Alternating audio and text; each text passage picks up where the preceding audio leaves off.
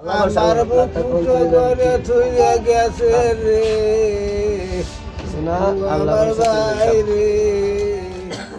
সেনা সদস্য শামীম রেজার নিহতের খবর শোনার পর থেকেই এভাবেই সেই স্মৃতি স্মরণ করছিলেন বাবা আলম ফকির। ছেলে শোক সইতে না পেরে বারবার কান্নায় ভেঙে পড়েন বাবা। সন্তান হারানোর শোক যেন মানে না কোনো সান্ত্বনা। গত ৭ নভেম্বর জাতিসংঘের শান্তিরক্ষা মিশনে সুদানে আবে এলাকায় পাড়ি জমিয়েছিলেন তিনি। শান্তিরক্ষা মিশনের একটি ঘাঁটিতে সন্ত্রাসী হামলায় ৬ জন বাংলাদেশি শান্তিরক্ষী নিহত হন। আহত হন আরও ৮ জন। নিহতদের মধ্যে একজন ছিলেন শামীম রেজা, রাজবাড়ী কালুখালী উপজেলার হোগলাডাঙ্গি গ্রামের আলম ফকিরের বড় ছেলে রেজা। নিহতের খবর ছড়িয়ে পড়তেই পুরো গ্রাম জুড়ে নেমে আসে শোকের ছায়া। কান্না আর আহাজারিতে ভারী হয়ে ওঠে গ্রামের প্রতিটি উঠান। শোকে স্তব্ধ হয়ে পড়েছেন স্বজন প্রতিবেশীরা।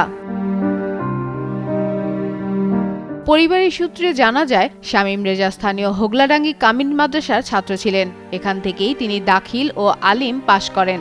পরে ২০১৭ সালে বাংলাদেশ সেনাবাহিনীতে সৈনিক পদে যোগ দেন। সর্বশেষ তার কর্মস্থল ছিল বগুড়া সেনানিবাসে। ১.৫ বছর আগে শামীমের বিয়ে হয় কুষ্টিয়ার খোসরা উপজেলায়। ভাইয়া বিগত ৮ বছর চাকরি করে সে সুদান শান্তিরক্ষা মিশনে যায় নভেম্বরের ৭ তারিখে। গভর্নমেন্ট থেকে যেটা ভালো মনে করবো ওইটাই, আমাদের নিজে থেকে কোনো চাওয়া পাওয়া না।